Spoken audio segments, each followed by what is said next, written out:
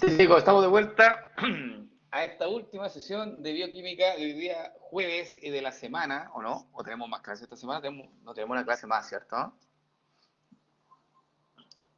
¿No? ¿No tenemos más clases esta semana? ¿No? Oh, ¿por qué tengo clases 5? 1, 2, 3, 4, 5. Ah, claro, porque la primera clase fue introductoria. Ya, ahora entiendo todo. Ya. Súper. Ayer y hoy entonces tenemos clase. Hoy hartos módulos a la semana. Oye, quedamos entonces nosotros. Saludos nuevamente a las personas. Está Alfredo Ahumada, dice hola, hola Alfredo. También está Bárbara Figueroa, dice hola profe. También está Valeria Bustamante, nuevamente me saluda. Muy, muy buenas tardes, está Valeria. También está Paula. Buenas tardes. Pero dice, me respondió que no, ¿cierto? Igual la saludo. Igual la paz. Valentina, Camila, Karim, Grace. Está calladita Grace hoy día. Parece que no hay temas polémicos hoy día. Winston dice, hola profe, ¿cómo estuvo el almuerzo? Estuvo bastante insípido, diría yo, el almuerzo, ¿ah? Y rápido. No fue del mejor almuerzo hoy día. ¿Ah? Bastante. Además se me acabó la sala, así que qué desabrigo, pero sano. Viendo el lado positivo, fue sano el almuerzo porque obviamente menor cantidad de sodio y eso ayuda entonces a disminuir la presión sanguínea.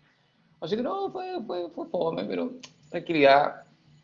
Más ratito iremos a comer algo por ahí, un lugar, ¿sí o no? Sí, porque no tengo nada acá. Se me acabó todo. Esto de vivir solo. eh, Pasan esas cosas. ¿Sí? Dice acá, Winston dice, pucha, no se lamenten, estuvo sano. Denis dice, al menos almorzó, profe. No alcancé. Oh, pobrecita. Una F para Denise ahí, vaya a almorzar o llévese algo para picar ahí al escritorio, porque obviamente es súper importante el consumo de nutrientes para que su cerebro funcione. Recuerde que su cerebro es súper dependiente de glucosa y por lo tanto si usted va a tener, digamos, ayuno o no va a comer por un tiempo prolongado, lo más probable es que se desconcentre. ¿Ya? Y eso, obviamente, la idea es que no ocurra. Yo tampoco alcancé, señor Luis Lidalensky. Voy entonces a buscar algo. Ya, vamos a hacer esta sesión. Dice acá, yo tampoco alcancé. Dice, somos dos tenis. Oh, pobrecito también, Valeria. También ahí todos no almorzaron, pobrecito. Rayen dice, mi comida llegó hace 5 minutos, así que hoy se come en clase. Sí, está bien, comer en clase total.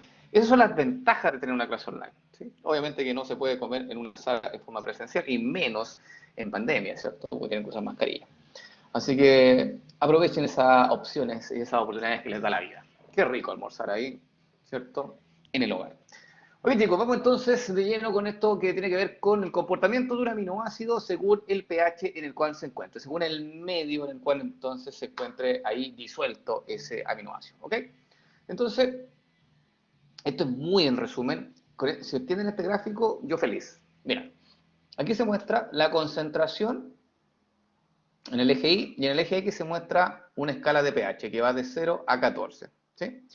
Recuerde que el pH de bajo 7 se denomina, voy a hacer aquí una línea, bajo 7 entonces sea pH ácido, el que está en 7 se llama pH neutro y el que está sobre 7 se denomina pH alcalino o pH básico también, que es el otro nombre que tiene. Entonces, ácido, neutro, básico. ¿Ok? Quiero que lo coloquen esos nombres, lo voy a colocar igual. ¿Ya? Entonces, ácido, medio neutro y el medio alcalino. Ahí está. Ya. Ok, vamos entonces. Dice acá. Eh, ¿Cómo se comporta el aminoácido dependiendo el pH en el cual se encuentre? Tiene tres posibles comportamientos este aminoácido genérico que se muestra acá. Por ejemplo, mira, quiero que se fijen muy bien en los grupos funcionales. Por ejemplo, este ácido carboxílico se encuentra protonado y el grupo amino también se encuentra protonado en un pH ácido, básicamente en un pH bajo 2, en este caso en específico. Y por eso está este color rosado, que significa que hay una alta concentración de esta especie y que obviamente va disminuyendo su concentración a medida que el pH va aumentando. Si yo me muevo en el eje X hacia la derecha, veo que el pH está aumentando y va empezando a disminuir la concentración entonces de esta especie. ¿Y qué especie entonces va a salir a flote o qué especie va a surgir? Esta de acá, que es la de color naranja, o sea, color celeste, ¿sí? Ahí se puede ver entonces que esta especie de aminoácido empieza a surgir y que empieza a tener una preponderancia justamente en estos pHs que son algunos entre ácido y neutro. Por ahí se encuentra esa especie, digamos, representada en este esquema. ¿Y qué pasa si subo mucho el pH? En ese caso, esta especie nuevamente empieza a disminuir y empieza a emerger otra especie que es la verde. ¿Ya? Entonces, a eso se refiere con distintos comportamientos, perdón, que tiene el aminoácido, ¿cierto? A los distintos pH. Yo les voy a explicar por qué. Este aminoácido se encuentra, ahí está el radical, ahí está el hidrógeno, ahí está el grupo amino, ahí está el grupo carboxilo. En un pH ácido, como hay muchos protones en el medio, mucha concentración de hidrogeniones o de protones, eso hace entonces que tanto el ácido carboxílico como el grupo amino no liberen protones. Al contrario, el grupo amino capta protones y por eso queda con la fórmula NH3 más, porque capta un protón del medio, porque efectivamente el medio tiene demasiados protones, entonces eh, agarra uno de ellos, ¿cierto? Y el grupo carboxilo no libera el protón, porque como hay tantos protones en el medio, no lo libera por equilibrio de leche atelier, entonces el ácido carboxílico se queda con el protón y no lo suelta. ¿Ya?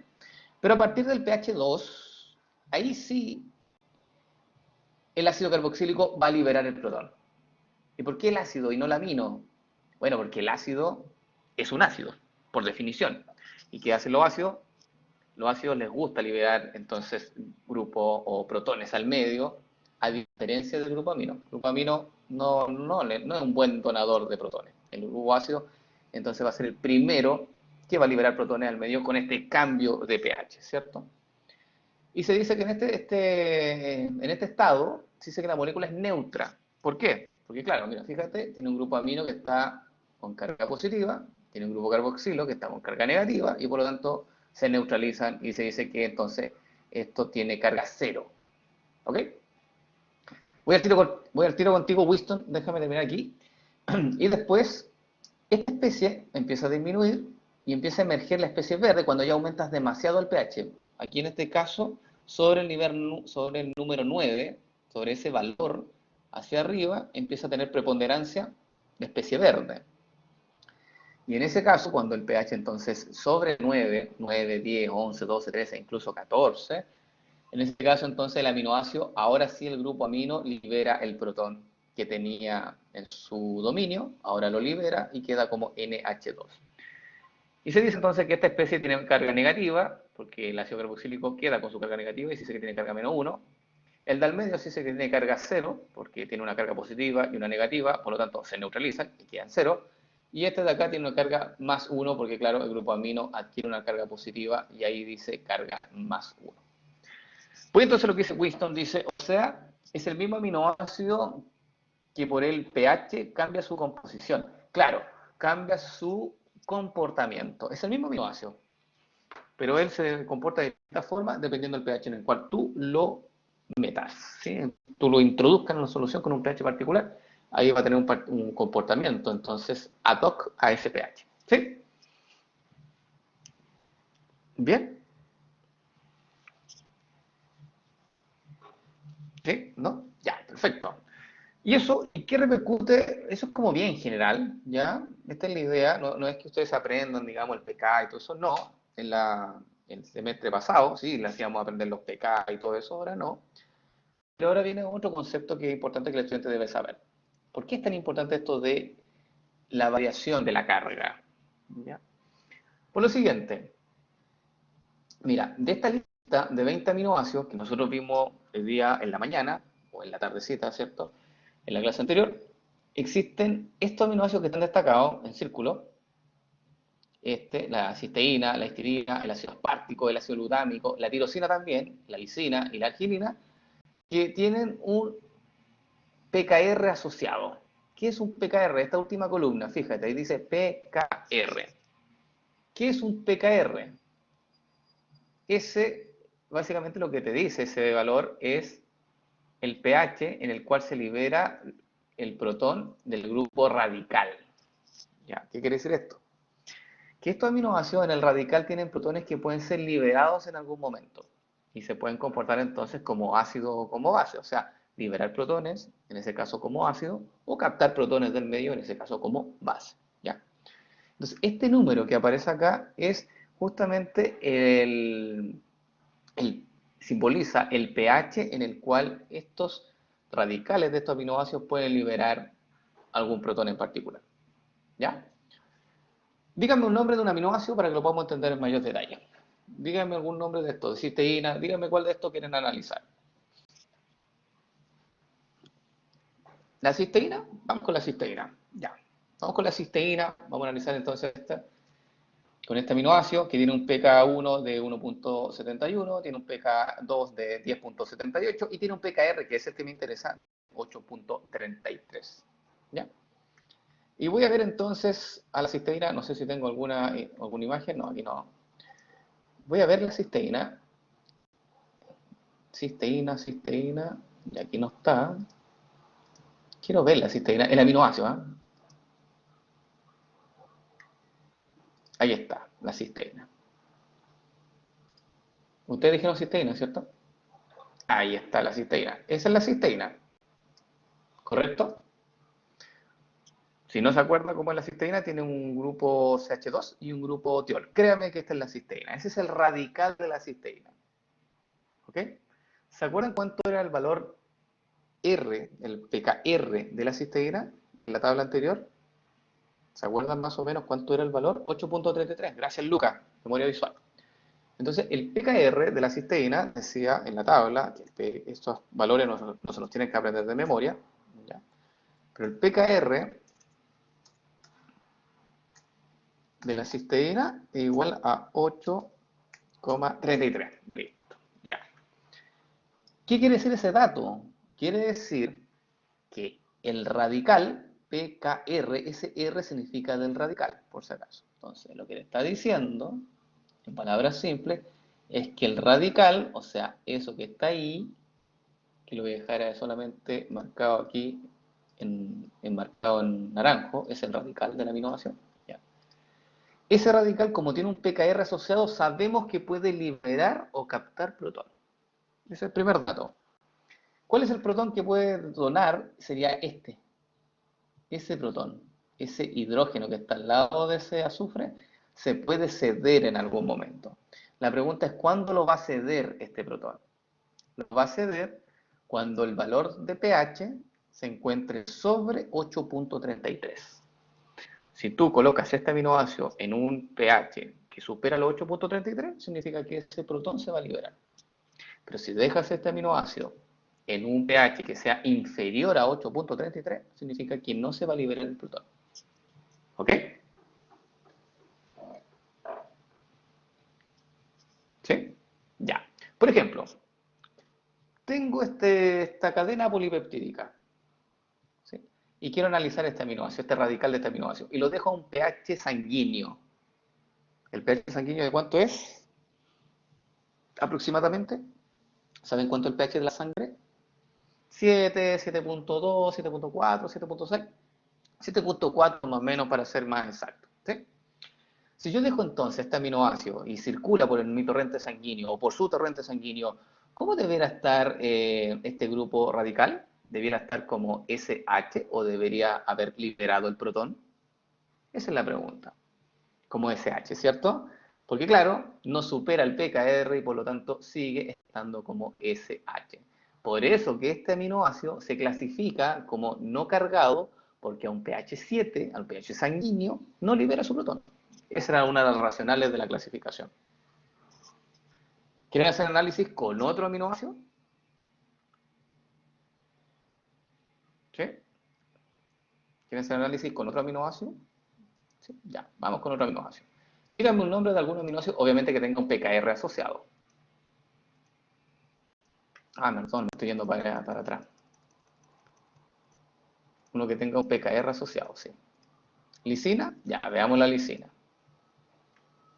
Lisina, perfecto, aquí está. Lisina, dice que tiene un pK1 de 2.18, dice que tiene un pK2 de 8.95 Y este es el que me interesa, el pKr, en este caso es 10.79. Quiero que lo memoricen, ese pKr de la lisina, como dijo ahí Denise. Y voy a ver la lisina, ¿dónde está? Veamos si lo encontramos.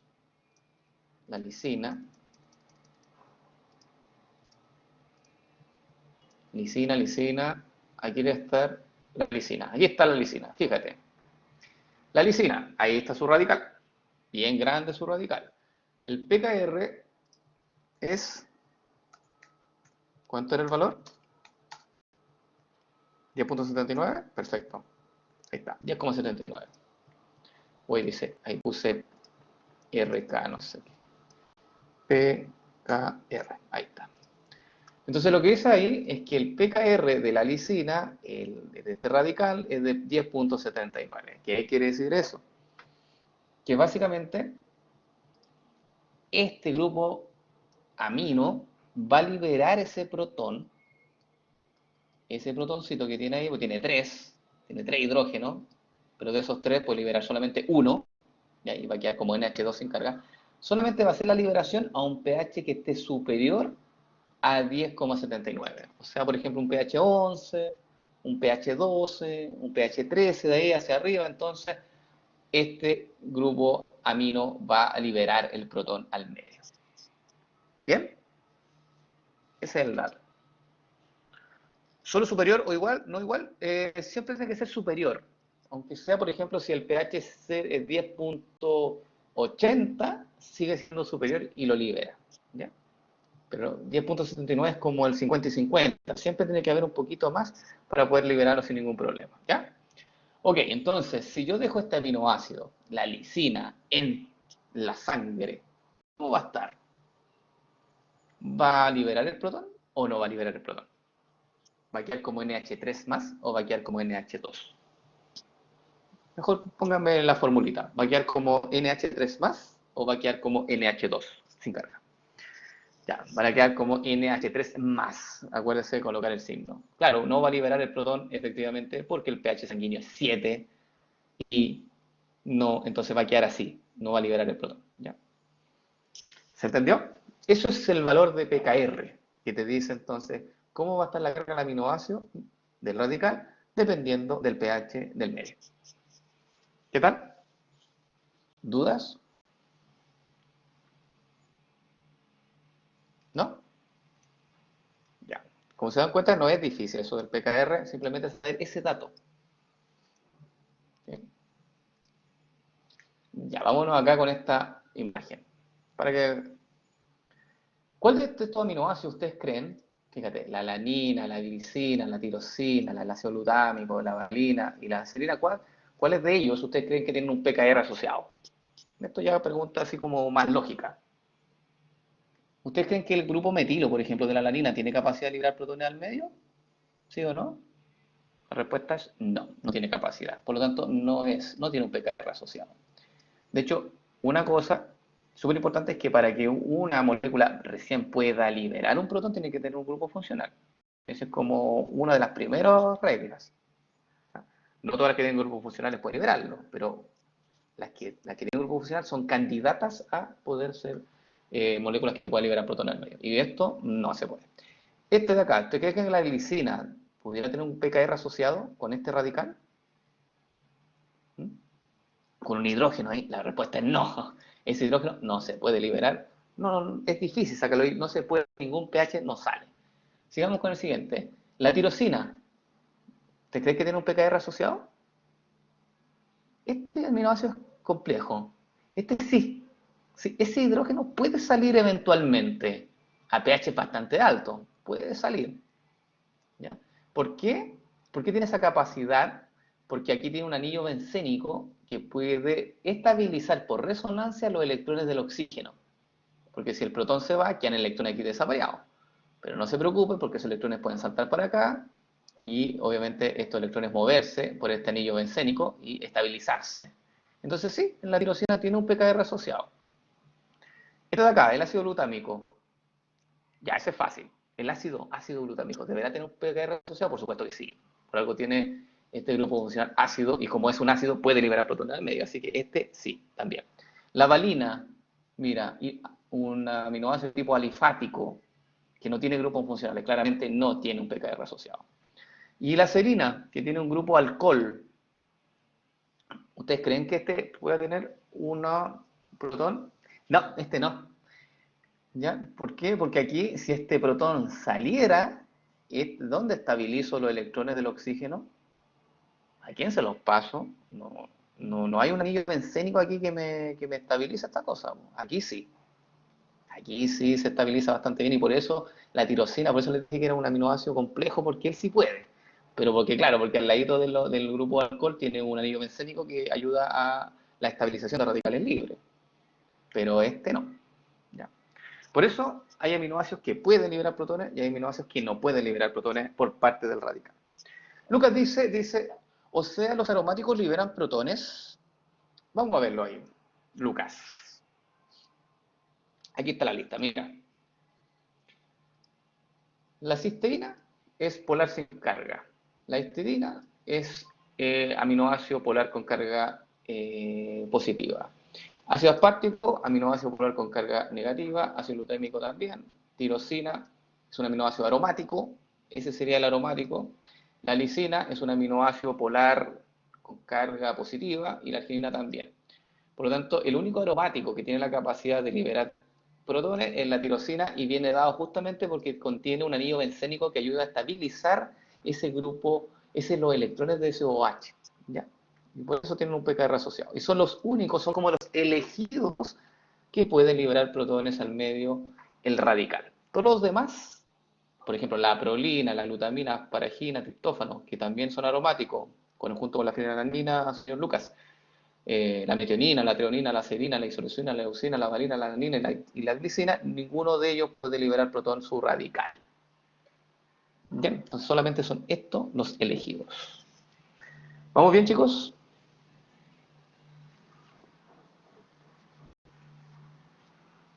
Sí. Ya. Ok, entonces, tener claro este concepto, súper importante después cuando veamos la siguiente clase, que es plegamiento, porque obviamente la liberación de un protón va a llevar a que el radical adquiera una carga particular, y esa carga va a repercutir en el plegamiento de proteínas, pero eso lo vamos a ver más en detalle en la próxima sesión, que se viene en un ratito más. Vamos con una pregunta tipo prueba, ¿ya? Tipo, no es de prueba, es tipo prueba, porque requiere análisis en ese sentido, pero en este caso son preguntas de desarrollo, entonces, que no se aplican en la solemne, nosotros hacemos preguntas de alternativa, pero en cuanto al nivel de análisis, es muy similar, ¿ya? Y voy a leer entonces aquí esta introducción. Dice, el músico Albert Johnson, dice ahí, fue un rapero conocido como Prodigy, ya de la banda Mobb Deep, dice ahí, datos, ¿ya? Que lamentablemente falleció debido a una enfermedad que se llama anemia falciforme, una enfermedad congénita en la cual la hemoglobina pierde su capacidad para transportar oxígeno. La figura muestra la secuencia, la figura se refiere a esto, ¿eh? Muestra la secuencia de las unidades beta de la hemoglobina normal y la patológica. La de arriba es la normal y la de abajo es la patológica. ¿Ya? Eso voy a poner aquí normal, esa es la secuencia de la beta-globina, de la beta-hemoglobina normal, y esta es la patológica, le voy a poner una P. ¿Sí? Después dice, normal y patológica, secuencia superior e inferior respectivamente, ¿ok? Donde está subrayado el único aminoácido diferente, y sería este. Esa es la única diferencia que existe entre estas dos secuencias. Todo lo demás se conserva, ¿ya? La letra E corresponde al aminoácido ácido glutámico. Ese es el ácido glutámico, que es normal que esté ahí. Si está ahí, se genera una hemoglobina normal. Pero si se cambia por valina, por una V, se genera una hemoglobina patológica, o sea, se genera la enfermedad que se llama anemia falciforme. Por lo tanto, esta enfermedad es genética, en donde un cambio de aminoácido lleva entonces al mal plegamiento de una proteína y a la no funcionalidad de esa proteína, generando en este caso anemia. ¿Okay? Vamos con las preguntas entonces. Dice ¿a qué grupo pertenecen los aminoácidos E y V? El ácido aspartico, por ejemplo, perdón, el ácido glutámico. ¿A qué grupo pertenece? Yo con el puro nombre puedo saber a qué grupo pertenece. ¿Cargado positivo o cargado negativo? Isadora, cargado negativo. Efectivamente, Isadora, porque como es ácido carboxílico, a pH 7 libera su protón y queda con carga negativa. Así que sí, efectivamente, el aminoácido E sería un aminoácido cargado positivo. Perdón, negativo, ahí sí. Y el V, la valina, si no se acuerda de la valina, puede buscarla. Busque la valina en la estructura, se la puedo presentar yo también. Pero quiero que usted haga el ejercicio y que busque la estructura de la valina. ¿Cómo se clasifica la valina según su estructura? Alifático, correcto. Es una cadena polihidrocarbonada que tiene, ¿sí?, la valina, así que efectivamente eso es un alifático. Y ese dato es súper importante para responder la siguiente pregunta. Entonces sabemos que el aminoácido normal debiera ser un ácido glutámico, que es un ácido que pertenece al grupo de los aminoácidos cargados negativos, y por una mutación ese aminoácido se cambia por una valina, que es un aminoácido que pertenece a otro grupo que es un alifático. ¿Ok? Y viene entonces la pregunta B. Dice, explique por qué este cambio de un solo aminoácido genera la pérdida de la funcionalidad de la hemoglobina. Ya, la pregunta es difícil. Quiero que le den una vuelta a esto. ¿Por qué la pérdida de un solo aminoácido lleva, o sea, el cambio, digamos, de un solo aminoácido lleva a la pérdida de la función de la hemoglobina? ¿Por qué es tan crucial esto? Alfredo dice, ¿no puede liberar protones? Ya, y si no puede liberar protones. De partida, ¿el aminoácido E es polar o apolar? El aminoácido E es polar o apolar. Es polar, ¿cierto? Él puede hacer interacciones de tipo hidrofílicas. ¿Y la valina? Es alifático. ¿Es polar o apolar? Apolar, ya, listo. Lo que estás haciendo básicamente es un cambio de aminoácido, características totalmente distintas. E es polar y V es apolar. Por lo tanto, si tú haces un cambio de aminoácido, ¿ustedes creen que esto va a tener un impacto en el plegamiento de la proteína? Si estás reemplazando un aminoácido que es polar por otro apolar, lo más probable es que haya un impacto importante en el plegamiento. Y efectivamente eso es lo que sucede. Como se reemplaza este aminoácido por este aminoácido, el plegamiento de esta proteína es errático, es diferente, no es normal. Y obviamente, si el plegamiento está mal hecho, la proteína pierde su función. Así que esa es la racional de por qué un solo cambio de aminoácido, porque ese cambio de aminoácido es muy severo. O sea, pasar de un aminoácido que sea con características polares a pasar a un aminoácido con características apolares, el cambio es muy extremo, ¿ya? Y eso va a repercutir entonces en el plegamiento de la proteína. C dice aquí, especule sobre el efecto que podría haber sobre la funcionalidad de la hemoglobina si en vez de valina se pone ahí un ácido aspartico.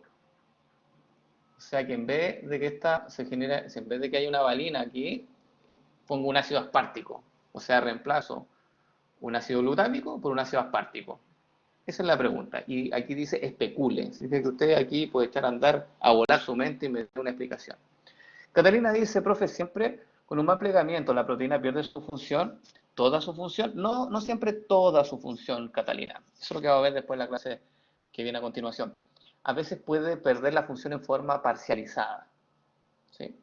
No, no es que siempre, no es todo nada muchas veces. A veces pierde la capacidad un poquito, un porcentaje, a veces puede ser incluso hasta deleterio y que pierda toda la función. Eso sí, también puede ocurrir en algunos casos, depende de la proteína. Lucas Urrutia dice, se podría plegar, pero no tan bien como exactamente.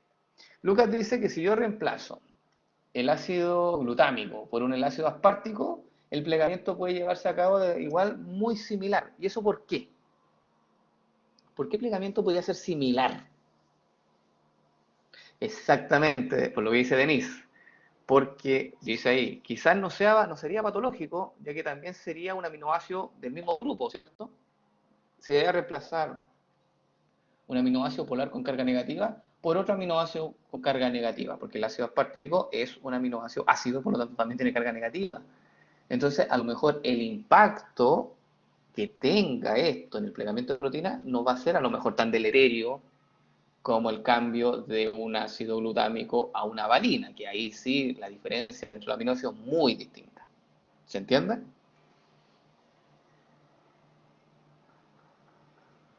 ¿Sí? Entonces, eso es justamente por eso se hacen estos cursos de que el estudiante sepa las características de los aminoácidos, porque no es lo mismo cambiar un aminoácido que sea similar, ¿cierto? Que sea mimético, el impacto que va a tener sobre la proteína a lo mejor puede que incluso no se detecte, pero cuando haces cambios de aminoácidos que son de grupos totalmente distintos, ahí puede generar un problema mayúsculo. Bien, chicos, estos son tipo preguntas de prueba, de reflexión, ¿me entienden? Ya no son tan fáciles así como el verdadero o falso, las preguntas alternativas que teníamos anteriormente. Entonces, de aquí en adelante las preguntas van a ir más como a este nivel, para que el estudiante empiece a pensar y pueda asociar entonces la materia con el aspecto clínico, que esa es la idea. Winston dice, ¿y no entra en juego además un tema de estructura o onda que además la forma del aminoácido influya? Sí, efectivamente, Winston. El radical del aminoácido totalmente influye en el plegamiento de la proteína. No solamente las propiedades de carga, ¿cierto? Y de polaridad, sino también el tamaño, ¿sí? La estructura, como dices tú. Alfredo dice, si el cambio es el mismo grupo, no habría tanto problema. Efectivamente, eso dice la lógica, que si hay una mutación en la cual un cambio de aminoácido se, se, se, se genera por otro que pertenece más o menos al mismo grupo y tiene más o menos características similares estructurales, ya el impacto en la forma, en el plegamiento de la proteína no debiera ser tanto y no debiera generar tanto problema como dices tú, Alfredo. ¿Sí? Bien, chicos, ¿les gustó esta pregunta? ¿Sí? ¿No? Ya, esto es un caso real, esto no es una cosa inventada. Este cantante murió porque tenía anemia falciforme y esta es la racional del causa de muerte. ¿Cómo se trata? La anemia falciforme genética no tiene tratamiento, Felipe. Lamentablemente, como son enfermedades genéticas, la única forma es hacer terapia génica y no está aprobado, digamos, éticamente hacer terapias génicas en seres humanos. ¿Ya? Así que la única forma acá es cuidarse, no apunarse, digamos, estar constantemente con oxígeno y obviamente tratar de consumir hierro para que no haya además anemia de tipo alimentaria. Entonces, esas son como las medidas, pero una cura propiamente tal no existe para la anemia falciforme a esta altura. Hay muchas enfermedades que no tienen cura, por si acaso. ¿Ya? Así que vamos a ver algunas de ellas. Vamos a ver, durante el curso va a haber causas de muerte. Se va a poner entretenido esto. No es que me guste la muerte, pero lamentablemente todas mis historias terminan como mal. Pero porque para aplicar la bioquímica, eso voy. Ok, chicos, aquí está la fuente de información entonces de estas primeras 4 clases que tuvimos en bioquímica. ¿Alguna duda? Porque nos vamos a ir a la quinta clase, que ya está lista, subida a su Classroom. ¿Sí? Está lista y subida en PDF. Lo acabo de hacer cuando partimos la clase. Le subí entonces el PPT de las clases 5, 6 y 7. Están ahí las 3 en un mismo archivo.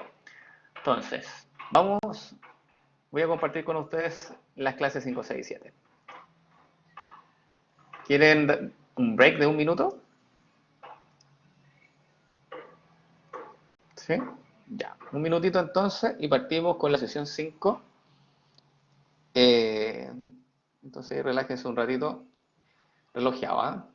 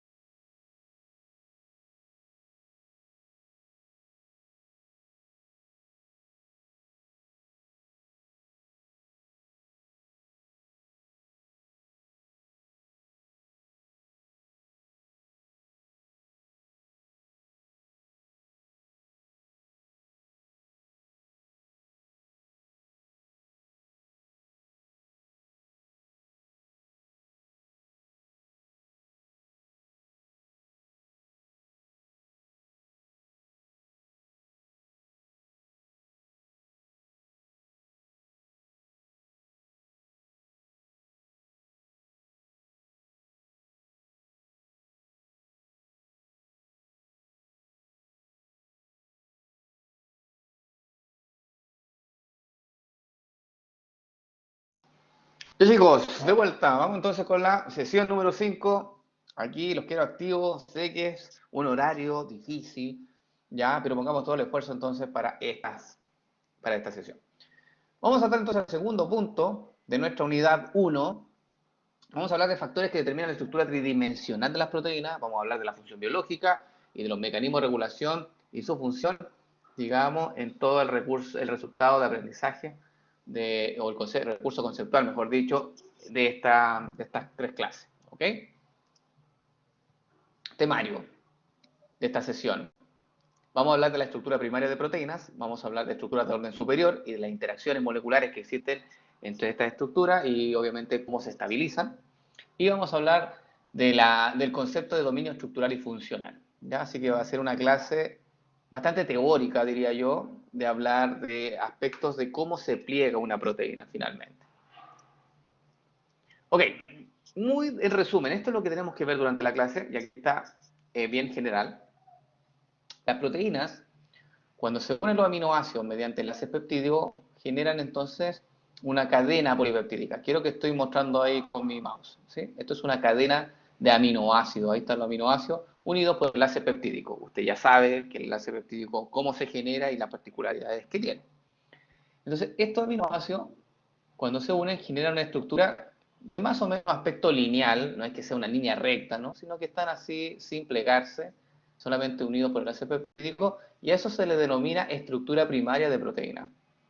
¿Ya? Que cómo se define como la secuencia de una cadena de aminoácidos unidos por enlace peptídico. ¿Ya? Nada más. Cadena de aminoácidos unidos por enlace peptídico, eso es una estructura primaria de proteína. Y esta estructura primaria de proteína se puede pegar formando estructuras de tipo secundaria. Varias, pueden ser varias estructuras secundarias, no existe solamente una, pueden existir muchas. Y que se definen como un plegamiento local irregular en regiones de la proteína, lo que conlleva o lo que lleva a la formación de estructuras definidas. Se genera por la formación de puentes de hidrógenos en el esqueleto peptídico. ¿Okay? Entonces, básicamente, estas estructuras primarias, regiones de esta estructura primaria se pueden plegar en forma regular, formando, por ejemplo, estructuras secundarias como son la alfa hélice y la hoja beta, o beta plegada, que también le denominan. Entonces existen estos dos tipos de estructuras secundarias. ¿Existen más? Sí, pero estas son las que nosotros vamos a ver en este curso. Posteriormente, estas estructuras secundarias se pueden plegar entre ellas, ¿sí? Tanto alfa hélices con alfa hélice con beta plegada o beta plegadas con beta plegada, se pueden entonces interaccionar entre ellas y se forma entonces la estructura de tipo terciaria, que es el plegamiento tridimensional de una proteína debido a las interacciones entre sus cadenas laterales. Y aquí la diferencia con la anterior es que las interacciones se generan por los radicales, por los R, ¿ya? Mientras que en el caso anterior se genera por un puente de hidrógenos, pero del esqueleto peptídico. ¿Ya? Entonces esa diferencia es muy importante entre una estructura secundaria y una estructura terciaria. Y de ahí viene la estructura cuaternaria, que es básicamente la unión de estructuras terciarias. Si tú juntas esta estructura terciaria con otra estructura terciaria o con más, puedes generar entonces una estructura de tipo cuaternaria, que se da en proteínas compuestas por más de una cadena de aminoácidos. ¿Ok? Esa es como la definición más general de esta estructura. Entonces, durante el curso, nosotros tenemos que ver las características de cada una de estas estructuras, de la primaria, la secundaria, la terciaria y la cuaternaria, y obviamente saber cuáles son sus funciones particulares. ¿Se entiende en contexto de lo que tenemos que ver en esta clase? ¿Sí? Ya. Me imagino, en biología celular, yo sé que ustedes hablaron de estructuras de proteína bien general. Hablaron de estructura primaria, secundaria, terciaria, cuaternaria. ¿Me confirman? ¿Sí? ¿Sí? Ya. Ok. Por si acaso, porque yo pensaba que anteriormente habían visto lo de la resonancia. Y claro, me dijeron que algunos grupos sí, otros no, entonces es importante aclarar esas cosas. Entonces vamos con la estructura primaria, aquí vamos a ir más en detalle de lo que usted vio en su clase de biología celular, ahora vamos a hablar unas cosas un poco más en específico. La estructura primaria corresponde nuevamente a un polímero lineal polímero porque está polímero por poli, porque tiene muchos, ¿cierto? Monómeros, que en este caso son los aminoácidos, por eso se llama polímero. Y estos aminoácidos, recuerden que se unen por enlace peptídico. Los aminoácidos también tú los puedes decir el nombre de residuos, que muchas veces nosotros lo utilizamos en las pruebas, ese término. Si uno te dice, tiene 1000 residuos, lo que te está diciendo es que tiene 1000 aminoácidos, ¿ya? Algunos le ponen residuos de aminoácidos, AA, abrevian aminoácidos, otros simplemente utilizan la palabra aminoácido. ¿Okay? Entonces, para que utilice esos dos conceptos indistintamente. Entonces, estos aminoácidos cuando se unen por el enlace peptídico, ahí dice, forman una secuencia única para cada proteína. Aquí se puede mostrar un ejemplo de una secuencia, ¿cierto?, de aminoácidos bastante larga. Cada punto es un aminoácido, ¿ya? Cada esfera es un aminoácido, mejor dicho, que está unido entonces por enlaces peptídicos con el siguiente, formando entonces esta estructura que se denomina primaria. ¿Qué tiene de importante esta estructura primaria? Es que contiene la información suficiente para predecir la estructura tridimensional de una proteína y por tanto su función. Y esto probablemente es nuevo. No sé si ustedes lo sabían. ¿Sabían que nosotros, teniendo solamente la estructura primaria, la secuencia, podemos predecir la estructura tridimensional? ¿Eso lo sabían? ¿Se lo habían comentado? ¿No? Ya. Probablemente ustedes dijeron que la estructura primaria es la secuencia de aminoácidos y hasta ahí quedaron. Pero, obviamente que esto tiene una aplicación. Esto, por ejemplo, es una secuencia primaria, una estructura primaria. ¿Sí? ¿Se acuerdan que dijimos que los aminoácidos se podían simbolizar solamente con una letra? Metionina, ácido aspartico, prolina, valina. ¿Sí? Ya. Uno, los científicos, y también me incluyo, se puede tomar esta secuencia de aminoácidos y utilizar aplicaciones, ¿ya? En donde esta secuencia de aminoácidos se puede alinear con secuencias en una base de datos, de secuencias ya conocidas, y ese alineamiento, dependiendo del porcentaje de match, ¿cierto? O de identidad o de alineamiento, tú puedes entonces dilucidar más o menos la estructura tridimensional que va a adoptar esta proteína. ¿Ok? ¿Y eso por qué? Porque el mismo algoritmo que tú haces el análisis te dice las interacciones de los distintos aminoácidos según sus particularidades de su radical. ¿Ya? El algoritmo sabe entonces las distintas características que tienen estos aminoácidos que están aquí en pantalla, hace un análisis de interacciones, te hace las interacciones en el computador y te entrega una estructura tridimensional que tú la puedes ver, ¿cierto?, en estos programas. Así que muy valiosa esta información de saber la secuencia de una proteína. ¿Vamos bien? Estos datos que están acá solamente si usted los quiere leer, ¿eh? Son como un poco más específicos, pero no preguntamos esas cosas. De esto del peso molecular, no. ¿Ya? Ahí los dejo para si ustedes tienen más interés de saber de cómo se calcula el peso de la proteína, ahí les dejo esos datos. Vamos a ver entonces más en detalle de la estructura primaria. Dice, cada proteína tiene un número de residuos y secuencia característica, que lo habíamos dicho anteriormente, ¿cierto? La secuencia de aminoácidos determina la estructura tridimensional de la proteína. Y si tú sabes la estructura tridimensional, obviamente la estructura tridimensional es importante para la función, para también saber dónde se va a localizar la proteína y también para estudiar su evolución. O sea que la secuencia primaria no la vean como algo así súper simple y que no tiene ninguna aplicación. Al contrario, la estructura primaria te sirve para predecir la estructura tridimensional, te sirve para saber cuál es su posible función, te sirve incluso para saber dónde se localiza a nivel celular, ¿ya? Si es una proteína, por ejemplo, nuclear, si es una proteína mitocondrial, si es una proteína citoplasmática o de membrana, etc. La secuencia primaria, con eso puedes dilucidar esa información y también hacerle un seguimiento de su evolución, o sea, de dónde proviene esta proteína, cuáles son sus proteínas hermanas, ponte tú, en este árbol genealógico de la evolución. Entonces también le puede hacer ese análisis con eso, solamente sabiendo la estructura primaria de proteína. Dice acá, La estructura primaria de una proteína puede variar en diferentes especies y dentro de la misma especie, entre individuos, tejidos del mismo individuo y también durante la fase de desarrollo. Es bastante variable esta estructura primaria en cuanto a los tipos de proteínas.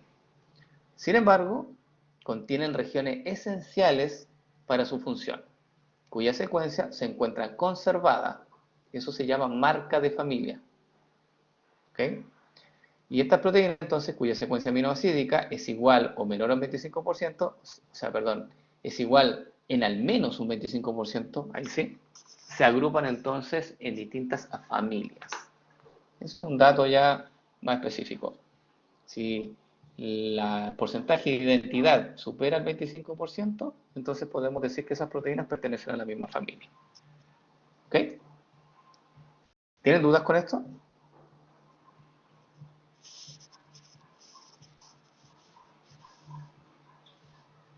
Ya, Antonio dice ahí, ¿las familias tienen semejanza en función y localización? Sí, muchas veces la familia Antonia tiene semejanza, más que, por supuesto que en la evolución, porque como son de la misma familia, provienen de la misma, probablemente de genes similares o del mismo gen, que en algún momento se duplicó. Entonces, claro, estas secuencias conservadas te dicen la evolución, te dicen esta semejanza. Y obviamente la localización puede ser un poquito variable. ¿Ya? Si están muy emparentadas, Antonia, las secuencias, claramente la localización lo más probable es que sea similar. Pero si no están tan emparentadas, ¿ya? Son de la misma familia, pero no están tan emparentadas, lo más probable es que la localización pueda fluctuar un poco de una proteína con otra. Y la función también puede variar porque depende mucho de qué tan cercanas estén digamos, en parentesco en estas familias. ¿Ya? Catalina dice, profe, ¿se refiere a que la estructura va cambiando cada cierto tiempo o que es distinta dependiendo de la especie, tejido, etcétera? No, claro, me refiero al segundo punto, Catalina. No es que la estructura vaya cambiando cada cierto tiempo, no, sino que es distinta dependiendo de la especie, el tejido, etcétera. Puede, pero no es distinta, digamos, presenta diferencias. Esa es como la forma de decirlo. Presenta diferencias que no son tan grandes, pero tienen diferencias sutiles que hacen que sean levemente distintas. ¿Ya? Bien, buena pregunta, Catalina. Muy buena pregunta. Vamos con esto, dice, cuarto punto, dice, una mutación puntual en una de las regiones esenciales de la función de la proteína puede producir un cambio en la secuencia de aminoácidos que resulta en una proteína defectuosa, que generalmente causa una patología. Por ejemplo, la enfermedad de Duchenne o anemia falciforme, etc. La anemia falciforme fue justamente un ejemplo que utilizamos en la clase anterior, que era un cambio de un aminoácido puntual, fíjate, una mutación puntual, y lo más probable es que fue en una región esencial de la proteína. Y ese cambio en esa región esencial llevó entonces a que se generara una proteína defectuosa y que generó una patología, que en este caso era la anemia falciforme. Pero no es la única patología que se presenta por un problema en la secuencia primaria. Existen muchas y ustedes van a estar en contacto con varias. La enfermedad de Duchenne, ¿la conocen esta? ¿Sí? ¿Les suena? ¿No? Ataca un porcentaje no menor de personas. Es una enfermedad rara, sí, pero se puede presentar. La enfermedad de Duchenne es una enfermedad genética, ¿ya? Y que se produce porque hay una proteína que se encuentra en el músculo esquelético, el músculo que está enervado, ¿cierto? Y en el músculo que está, perdón, que está unido a la parte de los ligamentos, es el músculo esquelético, y al hueso, obviamente. Ahí existe una proteína que se llama distrofina, la distrofina. Y esa proteína, cuando tiene una mutación en la secuencia primaria de la distrofina, se genera entonces una proteína más pequeña, más corta de la habitual. Y eso lleva entonces a que los músculos sean más débiles. Y eso genera entonces que la masa muscular, el niño, digamos, sí, porque se presenta en niños principalmente, caminan, es como la primera sintomatología, empiezan a caminar y se empiezan a caer solos, porque pierden fuerza. ¿Ya? Y ahí cuando se le hace un análisis genético, uno puede determinar si efectivamente tiene la enfermedad de Duchenne, y si es el caso, significa que en ese caso el niño tiene una proteína defectuosa a nivel de músculo esquelético, y esa proteína es súper importante para la unión de los sarcómeros, ¿ya? Y como esa proteína no está haciendo su función, la fibra muscular entonces pierde fuerza, pierde intensidad y se va degenerando el músculo. O sea, estos niños pierden masa muscular en el tiempo, hasta que quedan postrados. Entonces es una enfermedad bastante dura, ¿sí? Porque se presenta en niños y obviamente es compleja. Hay una enfermedad genética por un cambio de un aminoácido y por problema entonces en la secuencia primaria de una proteína en particular. Y probablemente ustedes van a estar enfrentados a muchos casos de enfermedades genéticas, ¿ya? Y es importante entonces que se vayan familiarizándose con algunas de ellas. ¿Vamos bien? ¿Sí? Ya. Vamos con la estructura secundaria. Mira, la estructura secundaria, voy a hacer un esquema aquí, que a lo mejor el estudiante para que lo quede más claro, para que podamos entenderlo. Voy a compartir una pizarra en blanco. Mira, aquí voy a hacer una estructura primaria. ¿Se dan cuenta que estoy haciendo como aminoácidos unidos, como puntos unidos con enlace peptídico? Esa es mi idea. Sí, acabo de ver imágenes, son niños, claro, sí, efectivamente, muy heavy esa. Hay muchos niños que están en la Teletón por Duchenne, por esa enfermedad de Duchenne, ¿sí? De hecho, hay proyectos que están involucrados ahí para la rehabilitación, pero como es una enfermedad genética es irreversible. Lo que puedes hacer es tratar de, eh, digamos, tener que el niño tenga una calidad de vida un poco mejor nomás. Pero es heavy, ya. Ok, entonces esta es una estructura primaria de proteína, primaria, ¿sí? Que es la secuencia lineal de aminoácidos y que están unidos a aminoácidos por el enlace peptídico. Pero a partir de esa se pueden generar estructuras de tipo secundaria. Voy a poner ahí secundaria. Si yo, por ejemplo, tomo esta estructura primaria y le hago plegamientos locales, puedo generar entonces distintos tipos de estructuras secundarias. Las más conocidas son la alfa hélice, voy a poner alfa helix, y tenemos la beta, ¿sí? La beta plegada, eh, beta plegada, voy a poner ahí, plegada, ya. Entonces, por ejemplo, esta secuencia primaria yo la voy le voy a hacer voy a generar estructura secundaria a partir de ella. ¿Cómo lo voy a hacer? Fíjate. Voy a tomar aquí los aminoácidos. Se dan cuenta que hice un doblez. Después lo van a ver más en detalle. No aparezca. Ahora debió aparecer. ¿Sí? Y voy a poner los aminoácidos obviamente como puntitos, que es lo que tengo que hacer. Ya por ahí, por ahí, por ahí. ¿Se dan cuenta entonces que a partir de una estructura primaria yo puedo generar varias estructuras secundarias? A eso voy. ¿Por qué? Voy aquí un círculo. Eso sería una estructura beta. Esto sería una estructura alfa. Pero ambas estructuras, en este caso, provienen de esta estructura primaria. ¿Ya? Esta primera parte, esta primera porción esta primera porción se plegó de esta forma, como una especie de alfa, ¿cierto? Alfa hélice, ese es el nombre, y esta otra porción se pegó de una forma distinta que se denomina hoja beta. ¿Sí? Entonces no quiero que se creen con la idea de que una estructura primaria genera una sola estructura secundaria, no. Una estructura primaria puede generar muchas estructuras secundarias que son estos plegamientos locales, se llaman locales porque son regiones nomás de la proteína que tienen este plegamiento de tipo regular. ¿Se entiende?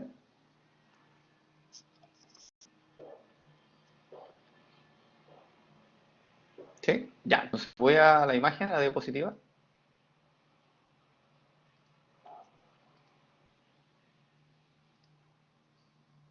Y aquí está.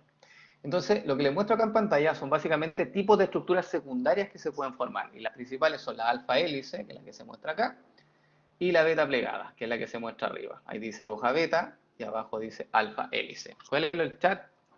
Dice acá, Lucas dice, o sea, puede haber más de una estructura secundaria en una sola cadena. Efectivamente, señor Lucas. Ahí vamos a ver algunas imágenes. De hecho, las vamos a ver al tiro, para que quede claro eso. Que es súper importante, es un dato. Acá, por ejemplo, mira. veamos A. ¿Se dan cuenta que es una sola estructura, que era una sola estructura primaria? Si yo lo dibujara aquí al lado, podría ser algo así. La, la- la sec- la estructura primaria, ¿cierto? Es una sola porque comienza aquí y termina acá. Comienza aquí, hay una estructura alfa que se conecta con otra alfa, que se conecta con otra alfa y se conecta con otra alfa y ahí termina. Por lo tanto, esta estructura que yo estoy viendo aquí en pantalla proviene de una estructura primaria, ¿cierto? De una sola estructura primaria, que claro, se plegó en pedacitos, en varios sectores locales. Se plegó aquí una alfa hélice, aquí otra alfa hélice, otra alfa hélice, otra alfa hélice. Por lo tanto, ¿cuántas estructuras secundarias puedo ver acá? 4, ¿cierto? ¿Sí? Y al ladito, ¿cuántas estructuras secundarias puedo ver en esa figura B? Ojo, las flechas simbolizan las hojas beta. ¿Ya? Por lo tanto, estas son estructuras secundarias que se llaman hojas beta. ¿Ya? Tenemos 6 entonces, ¿cierto? Porque son 2 alfas que están al fondo, más 4 hojas beta que están al frente. ¿Todos las vieron? ¿Sí? Perfecto. Entonces, eso es lo que quiero que se den como idea, que se pueden formar muchas estructuras secundarias a partir de una primaria, pero que son plegamientos locales bien definidos, que son las alfa hélices y que son las betas plegadas. ¿Ok? Bien, vamos entonces a hablar en detalle de la alfa hélice y cómo está constituida. Aquí está la alfa hélice y también después vamos a hablar de la beta plegada. Como aspectos generales podemos decir que las estructuras secundarias es la organización espacial del polipéptido en un patrón de plegamiento regular. Claro, porque esto es un patrón de plegamiento regular que tiene una forma definida. En este caso una forma de hélice. Y este otro tiene una forma, ¿cierto? Que se denomina beta plegada, que es esta la forma. ¿Ok? Está definida o está constituida por puentes de hidrógeno. Y los puentes de hidrógeno se generan entre los átomos del esqueleto de la cadena polipeptídica. Entonces, claro, si nosotros vemos quién estabiliza esta estructura, quién forma una estructura de tipo alfa, quién forma una estructura de tipo beta, son los puentes de hidrógeno y son efectivamente estos puentes de hidrógeno. Fíjate, ahí dice puente de hidrógeno. Ahí hay un puente de hidrógeno, todos esos que están con líneas punteadas son puentes de hidrógeno, que estabilizan esta estructura. Y acá también, puente de hidrógeno, puente de hidrógeno, puente de hidrógeno, puente de hidrógeno. Ahora quiero que ustedes vean los puentes de hidrógeno, entre qué grupos se genera. Ese es un dato que siempre yo lo pregunto en las pruebas. ¿Dónde están esos puentes de hidrógeno? ¿Entre qué grupos se generan esos puentes de hidrógeno? Por ejemplo, este. ¿Se generan entre los radicales? ¿Los radicales aquí están haciendo puente de hidrógeno? ¿Sí o no? Los radicales de los aminoácidos me refiero. No, ¿cierto? Si ustedes se fijan, los radicales están aquí con la letra R. Lo voy a dejar en naranjo. R, R, R. Pues si se dan cuenta, los R, acá también, mira, acá hay R, R. Los R no están involucrados en la participación de formar estos puentes hidrógenos. Son otros grupos funcionales que sí participan. Y efectivamente, como dice Luca ahí, dice entre el grupo amino y el grupo carboxilo. El ácido carboxílico no es un ácido carboxílico, Lucas, así propiamente tal. Bueno, en este caso sí, porque estamos justamente en la punta, pero si te muestro aquí en medio, podemos decir de que el puente de hidrógeno se genera eh, por los enlaces amida, que esto es una amida, aquí hay una amida, hay otra amida, y ese hidrógeno de esa amida hace el puente con este oxígeno de la otra amida. O sea, los puentes de hidrógeno se hacen por el esqueleto de la cadena polipeptídica. Ese es el término. Bien. Ahí dijo Alfredo grupo carbonilo, correcto, ese es un grupo carbonilo. Me gustó más esa. ¿Quedó claro, chicos? ¿Sí? Ya, entonces, súper importante que los puentes de hidrógeno no los generan en este caso los radicales, sino que se generan por justamente los grupos amida. o sea, por el enlace peptídico. Este es el enlace peptídico, este es el enlace peptídico, y ese oxígeno de este enlace peptídico aporta electrones para que puedan hacer puente de hidrógeno, ¿cierto? Con este hidrógeno de este otro enlace peptídico. ¿Sí? Hay un puente de hidrógeno acá. Y el alfa hélice, lo mismo. Fíjate, acá está el carbonilo del grupo amida, ¿sí? Ahí está el grupo amida, aquí está el carbonilo, ahí está el puente de hidrógeno, que está haciendo contacto con este hidrógeno que pertenece a este otro grupo amida. Y así es como se van formando estas estructuras que se llaman estructuras secundarias. ¿Bien? ¿Sí, Florencia? Perfecto. Macarena dice, profe, se me quedó pegado, los puentes de hidrógeno se forman entre amidas. Se genera entre, claro, entre el grupo carbonilo, diría yo, más específicamente entre el grupo carbonilo de una amida, porque este es una amida, o enlace peptídico, también le puede poner ese nombre. Entonces, entre el grupo carbonilo de este enlace peptídico y el hidrógeno de otro enlace peptídico, proveniente de otro grupo amida. Ahí es donde se genera entonces esa interacción. ¿Ya, Macarena?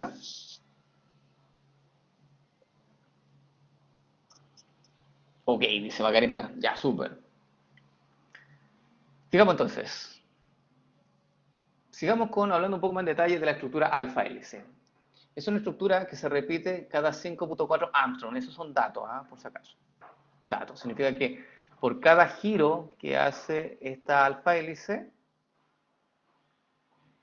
tiene una distancia entre giros de 5.4 Armstrong, que más o menos son como 4 aminoácidos o 3,6 residuos, dice ahí. Son como 4 aminoácidos que pasan de aquí para acá para dar una vuelta. Entonces aquí voy a hacerlo con un lápiz negro.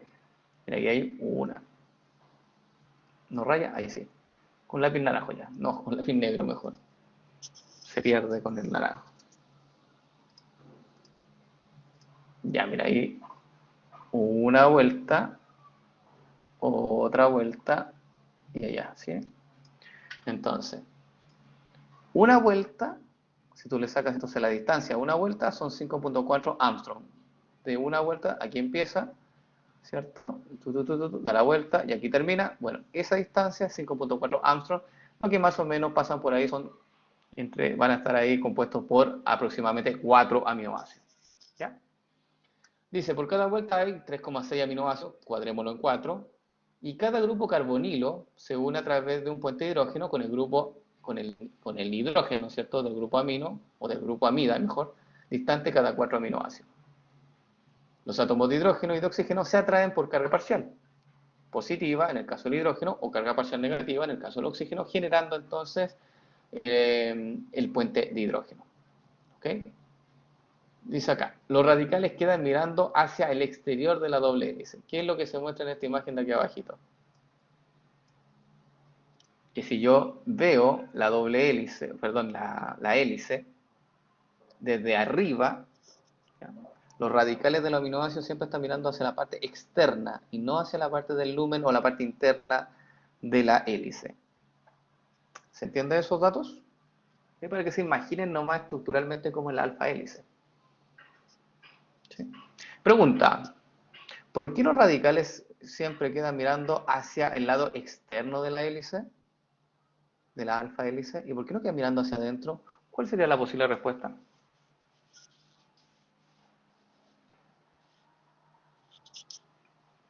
¿Para formar estructura terciaria? Ya, sí, Lucas, no es mala tu respuesta. Sí. Alfredo dice para unirse en forma tridimensional. Sí, correcto. Isadora dice para formar estructuras terciarias porque son polares, afinidad. Ojo, no todos son polares, Dominic. Los radicales, si quedan mirando hacia afuera, estos radicales que están ahí pueden ser alifáticos, aromáticos, polares con carga positiva, negativa, da lo mismo, pero siempre, sea cual sea el tipo de radical, siempre van a estar mirando hacia afuera de la hélice. Y una de las respuestas es, porque si quedan mirando hacia adentro, la hélice se deforma, porque el radical es muy grande en tamaño, entonces si queda mirando hacia adentro, esto claramente no adquiere una forma hélice, sino que adquiere una forma no regular. ¿Ya? Y recuerden que una estructura secundaria es una estructura regular. Entonces, esa es una forma.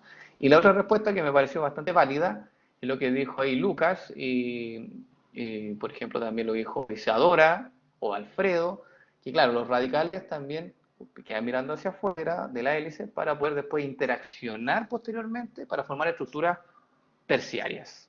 ¿Sí? Así que no está mal. ¿Ok?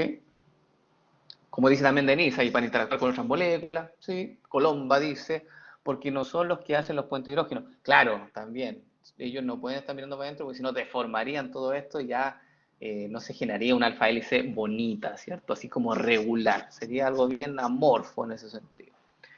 Winston dice, para que se puedan enlazar y se reconozca el aminoácido.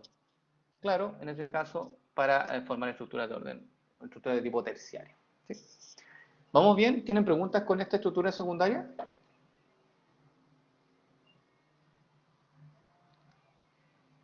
¿No? ¿Vamos bien? Perfecto. Vamos con otra estructura secundaria que se llama hoja beta. La hoja beta se genera por unas disposiciones que son de zigzag, que es lo que se muestra acá. Hacia un lado, después hacia el otro, es un zigzag, como forma de Z, así. ¿Ok? Así se van ordenando entonces estos, esta, esta estructura de esta hoja beta. Entonces, dice acá, los zigzags de una hebra beta tienen una conformación más extendida que la alfa hélice. ¿A qué se refiere con eso? Que claro, que si tú mides la distancia entre una forma y la siguiente, regular, esta forma tiene, esta forma es esta, ¿cómo les digo? Esta forma tiene esta forma, mira, este sector tiene esta forma, ahí sí, y este sector tiene esta misma forma. La distancia entonces en estas formas regulares es de 0.7 nanómetros. ¿Ok? Y 0.7 nanómetros es mucho más grande en número que 0.5 Armstrong, porque son unidades de medida distintas. 5.5 Armstrong son 10 a la menos 10 metros, por si acaso. Eso es Armstrong, 10 a la menos 10 metros. Y esto, nanómetros, es 10 a la menos 9. Por lo tanto, esta distancia es mayor, ¿okay?, que la anterior. Y por eso se dice que tiene una conformación más extendida que un alfa hélice, porque la distancia en los elementos regulares es mayor. ¿Se entiende este punto? ¿Sí? Ya, vamos con esto. Dice acá, las hebras beta pueden asociarse a través de puentes de hidrógeno, obviamente porque es una estructura secundaria, entre las cadenas polipeptídicas para formar la hoja beta. ¿Sí? Nuevamente, esto es repaso. Las cadenas polipeptídicas son las que hacen entonces el puente de hidrógeno. Y los radicales de los aminoácidos vecinos de la hoja beta apuntan a direcciones opuestas. ¿Qué quiere decir esto? Que el radical siempre va a estar apuntando uno hacia acá y el otro hacia el otro lado, hacia el interior.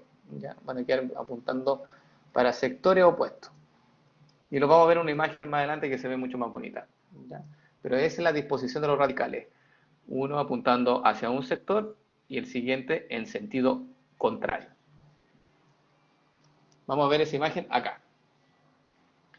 Mira, esta es una hoja beta, todo esto, que están haciendo puentes de hidrógeno, estos son los puentes de hidrógeno. En azul siempre se marca el nitrógeno, el blanco es el hidrógeno, el rojo, o medio ahí se ve como medio rosado, es el oxígeno, y los negros son los carbonos. Y el verde es el radical. ¿Ok? Entonces, fíjate que los puentes de hidrógeno, S, este, S y S, se están formando entre el oxígeno del carbono carbonilo con el hidrógeno del grupo, ¿cierto?, del enlace amida acá. Y ahí se forma el puente de hidrógeno. Ahí tenemos un puente de hidrógeno, acá también. ¿Ok? Y los radicales quedan mirando en forma horizontal. ¿A qué me refiero? Mira, si los puentes de hidrógeno están en forma vertical, esto está vertical, también, también. Fíjate en el color verde, que es el radical. Ese está mirando hacia afuera de tu pantalla, o sea, hacia ti. ¿Ya? Y el de acá atrásito está mirando hacia atrás de tu pantalla. Esos son los radicales. Entonces, ese radical que está ahí está mirando justamente hacia atrás de tu pantalla y este radical que está acá está mirando hacia frente de su pantalla, como que está saliendo de tu pantalla. ¿Ok? Entonces, esa es la disposición que van a tener los radicales en el caso de la hoja beta. Y van a ser en forma opuesta, porque mira, este está mirando hacia atrás, este está mirando hacia adelante, este está mirando hacia atrás, que está enmascarado ahí, este está mirando hacia adelante, hacia atrás, y así sucesivamente. Así es como entonces se disponen tridimensionalmente estos radicales en esta hoja beta. Denis dice ahí cómo perpendicular los puentes. Efectivamente, me gustó ese tipo de acotación. Estos están mirando en forma vertical, ¿cierto? Esto en forma horizontal, y obviamente nosotros podemos hablar de que están, si uno los compara, el radical comparado con el puente hidrógeno, están en forma perpendicular. Gracias, Denise. Bien, chicos. El rosado, el oxígeno. ¿Sí? Es el oxígeno. No voy.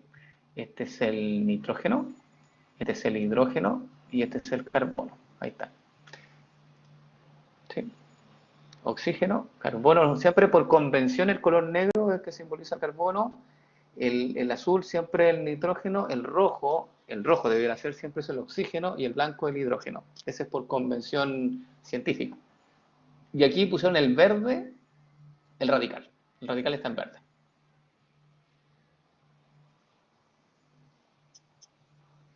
¿Sí?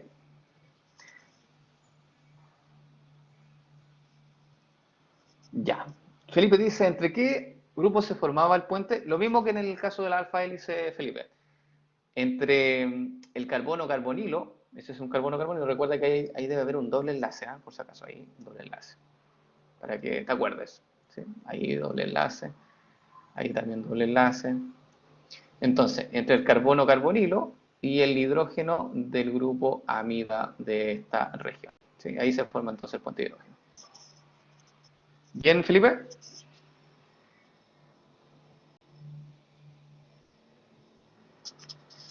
Sí.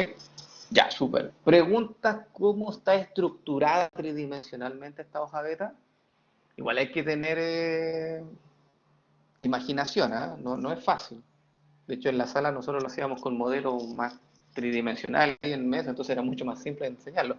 Pero claro, acá puede ser un poco más complejo porque estamos en una pantalla plana. ¿Preguntas, chicos?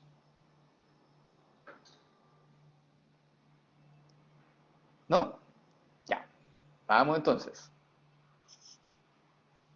No, esto lo vamos a saltar, tiene que ver como el tipo de disposición que existen de hojas beta. Existen unas que son paralelas y una antiparalela, ya, pero básicamente no es más de lo que yo le he comentado de la disposición, ¿sí? De cómo se encuentran ubicados tanto el radical como los distintos grupos funcionales, ¿sí? Esto ya lo vimos, entonces dijimos que se pueden formar muchas estructuras secundarias, ¿cierto? A partir de una estructura primaria. En este caso, vimos en el primer caso, que eran 4 estructuras secundarias, que son 4 alfa hélices, y en este otro caso son 6 estructuras secundarias que se pueden visualizar, 4 de ellas corresponden a hojas beta y 2 corresponden a estructuras de tipo alfa, ¿ya? Vamos con esta pregunta. Esto fue una pregunta solemne que una vez hicimos. Yo lo hice en un control, era una pregunta de desarrollo, y se la traigo a colación a ustedes para que la puedan entonces reflexionar también conmigo. Dice, ejemplos de porcentaje de estructuras secundarias en proteínas. Entonces, en esta tabla aparecen distintos tipos de proteínas. Por ejemplo, mioglobina, citocromo C, lisosima, ribonucleasa, quimitripsina, carboxipeptidasa. ¿Conocen alguna de estas proteínas? Mioglobina, por ejemplo, ¿saben dónde se encuentra y qué es lo que hace? Vamos haciendo así como un checklist. Mioglobina, díganme ustedes si saben eh, su función y dónde está. ¿Lleva oxígeno en la sangre? No, no lleva oxígeno en la sangre. Esa es la hemoglobina, estimado Luis. Exactamente, en los músculos, en el miocito. La mioglobina, es el que le da el color rojo, ¿cierto? Al músculo, y claro, y se encuentra, es el encargado de movilizar efectivamente oxígeno. Ahí estuviste bien, Luis, pero claro, en el músculo esquelético. ¿Ya? Muy bien, Luis. Ok, ¿qué más? La citocromo C. Mira, citocromo C.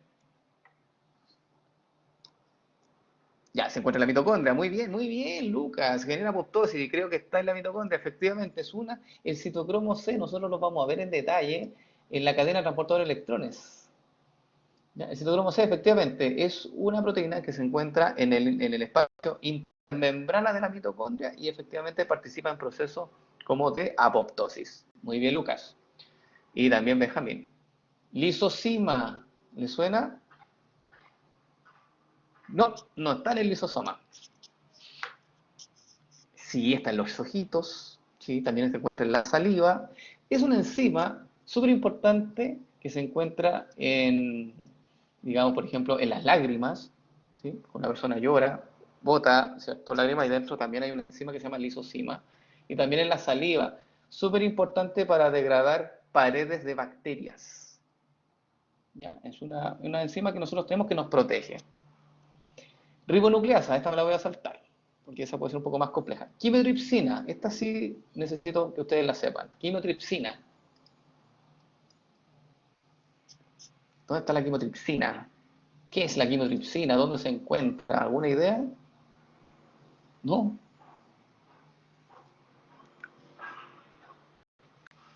¿No?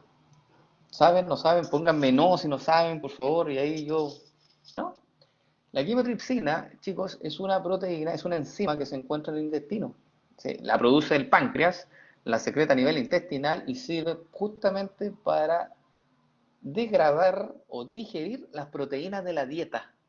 Si a usted le gusta comer carne, le gusta comer proteína, legumbres que tienen alto porcentaje de proteína, los huevos, por ejemplo, necesita degradar la proteína y obviamente necesita de una enzima que haga ese proceso de degradación.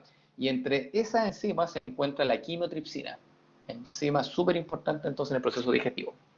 Entonces aquí les traigo algunos ejemplos de proteínas súper importantes que trabajan en su cuerpo y están haciéndolo ahora de forma constante. ¿Ya? Y si usted analiza la estructura tridimensional de esas proteínas, se va a dar cuenta que tienen distintas composición, distintos porcentajes de estructura secundaria.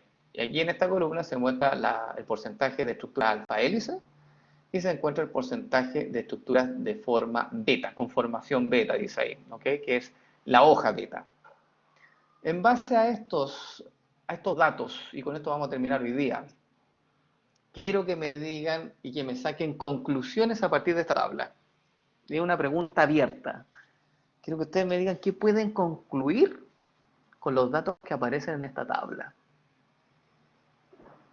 Por eso le digo que es una pregunta de reflexión. Ya, ok, ya. ¿La mioglobina es más pequeña? No, no es más pequeña, Lucas. De hecho, la proteína más pequeña aquí es el citocromo C. Fíjate, ese paréntesis que está ahí debajito del nombre te dice el número de aminoácidos, por si acaso, Lucas. Entonces, la mioglobina tiene 153 aminoácidos, el citocromo T tiene 104, por lo tanto, la más pequeñita de todas sería el citocromo C. ¿Sí? Pero creo que las conclusiones las saquen también con respecto a este dato, a lo que acabamos de ver hoy día, que tiene que ver con la alfa hélice y la hoja beta. Voy con el segundo, dice Denise, dice, según la cantidad y tipo de estructura secundaria se define su función. No, mira, esa, esa conclusión, Denise, es mucho para lo que muestra la tabla. ¿Ya? Es una hipótesis, diría yo, más que una conclusión. ¿Ya? Pero no, esta tabla, las conclusiones tienen que ser un poco más aterrizadas a lo que usted ve nomás en la tabla, nada más. Isadora dice, mi globina es la más plegada. No lo sé, ¿eh? De la tabla no lo puedo desprender. No. Felipe dice, ¿puede ser la función? No, no se vayan tanto con la función. Francisca dice, hay un porcentaje que no está en estructura secundaria. Perfecto. Y ahí hay un dato interesante. Francisca se dio cuenta de algo. Dijo, si yo sumo las estructuras alfa con las estructuras beta, no me da el 100%. Por lo tanto, deben haber regiones, ¿cierto?, que no tienen estructura ni alfa ni beta. Y efectivamente hay regiones que se llaman vueltas o regiones que no tienen un plegamiento regular. Así que ahí hay una conclusión muy buena. Bien, Francisca. Paula dice que están formadas por alfa y beta las proteínas secundarias. No sé. Ya, a ver, espérate. Paula, tu conclusión no está del todo mal, pero igual, cuidado. Mira, la mioglobina, por ejemplo, no tiene conformación beta. Entonces, una de las conclusiones que uno puede sacar es lo siguiente. No todas las proteínas, chicos, tienen que tener ambos tipos de conformaciones dentro de su estructura tridimensional. Primera conclusión. ¿Se dieron cuenta de esa conclusión? ¿Sí? Por ejemplo, hay proteínas que solamente tienen alfa hélice. ¿Sí? Hay proteínas que tienen mezclas y que las mezclas son variables. Esa es otra conclusión. Que no existe un 50 y 50, ¿ya? Que depende muchas veces de la proteína, la cantidad o el porcentaje de tipo de estructuras secundarias, ¿ya? Y es bastante variable. La quimiotiroxina, por ejemplo, tiene mayores estructuras beta y pocas estructuras alfa. La mioglobina es pura estructura alfa, tiene muchas estructuras alfa y no tiene ninguna estructura beta. ¿Ok? Así es, tienen que empezar a interpretar esta tabla. ¿Se entendió, chicos? ¿Sí? Ya. Tirada larga hoy día, terminamos cansados, ¿ah? Imagino que están cansados ustedes también. Ya son las 16:03, estamos pasando en 3 minutos. Así que chicos, los dejo, que descansen. No sé si tienen que descansar, pero los dejo, por lo menos que descansen de bioquímica hasta la próxima semana. No hay energías. Wow, y esto nos va a tocar todos los jueves, sí. Así que hagamos algo los jueves. Compremos café, no sé. Ya chicos, cuídense, que estén bien y que tengan un buen fin de semana. Chao. Me despido. Daniela, Catalina, Luis, Natalia, Karin, Bárbara, Valentina, Winston, Cristian, Catalina nuevamente, Valeria, Bustamante, Benjamín también, hay dos Benjamín y Valeria dice, cuídese, nos vemos. Gracias, señorita Valeria. Cuídese, me dice. No, si me voy a esperar al metro. Ok, chao Florencia, Felipe y Grace. Chao Lynn, dice Grace. Chao Lynn.